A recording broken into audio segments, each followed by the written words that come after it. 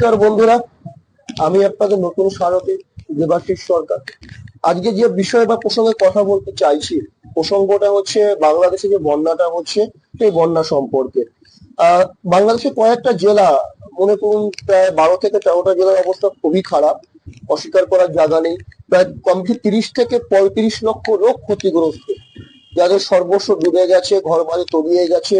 বাঁচার স্বার্থে জীবন যুদ্ধে তারা অনেকটা পিছিয়ে পড়েছে, আশ্রয় নেই, খাওয়া দাওয়া নেই, অনেকে ডুবে মারা গিয়েছে।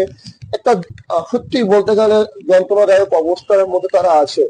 কিন্তু দুঃখের বিষয় হচ্ছে এটা যে তারা মনে করছে যে যেটা তাদের সঙ্গে ঘটছে, তারা যে এই যে নারকীয় যন্ত্রণার মধ্যে আছে, তারা এটা বিশ্বাস করতে শুরু করেছে, বা তাদেরকে বাধ্য করা হচ্ছে বিশ্বাস করতে যে পুরো ব্যাপারটা ভারত থেকে অপারেট করা হচ্ছে, যে ভারত ইচ্ছাকৃত ভাবে তাদের বাঁধ খুলে দিয়েছে যাতে বাংলাদেশের লোকেরা কষ্টে থাকে। এটা আদৌ বাস্তব না। আমাদের ভারতবর্ষ বিভিন্ন জেলায় কিন্তু বন্যার পরিস্থিতি, ত্রিপুরা বলুন, আপনার হচ্ছে রাজস্থান বলুন, খুবই বাজে অবস্থা। ত্রিপুরার প্রায় 20 লক্ষ লোক আপনার বন্যায় আপনার হচ্ছে বিধ্বস্ত, সেখানে প্রচুর লোক মারা গেছে। এবং এই যে ওভারফ্লো অফ দ্য ওয়াটার, এটা কি ভারতের কোনো ভূমিকাই নেই? যেখানে বাংলাদেশে যারা হচ্ছে আপনার মনে করুন জল বিশেষজ্ঞ বা জল সম্পদ বিশেষজ্ঞ বা অন্যান্য যারা মনে করুন আবহাওয়া, তারা তারা প্রত্যেকেই বলছে যে ভারত থেকে অনেকবারই এর আগে সতর্কবার্তা দেওয়া হয়েছে, আগে থাকতে প্রিকশন করা হয়েছিল, আলটিমেটাম দেওয়া হয়েছিল, এবং এখন অব্দি ভারত সেখানে কোনো বাঁধ খুলে দেয়নি, যার কারণে এই বন্যা হতে পারে। এটা গোমতী নদীর ওভারফ্লোর কারণে আর প্রচুর পরিমাণে লাগাতার বৃষ্টির কারণে হয়েছে। কিন্তু বাংলাদেশিদের মনে একটা বদ্ধ পরিপক আইডিয়া দিয়ে দেওয়া হচ্ছে আমাদের মাথার এবং মনের মধ্যে, যে ভারত তোমাদের চিরশত্রু, ভারত চাইছে বাংলাদেশকে ধ্বংস করতে, ভারত চাইছে তোমাদের সর্বস্বকে নষ্ট করতে। তারা মনে করতে শুরু করেছে তাদের বন্ধু পাকিস্তান, যে পাকিস্তান তাদের কখনো টাকা পয়সা খাবার দিয়ে কিছু দিয়ে হেল্প করেনি, আর ভারত তাদেরকে চাল দিচ্ছে, ডাল দিচ্ছে, তেল দিচ্ছে, ট্রেন দিচ্ছে, ইঞ্জিন দিচ্ছে, সবকিছু দিচ্ছে, এভরিথিং যারা লাগে একটা মানুষের বাঁচতে, মেডিকেল সাপোর্ট দিচ্ছে।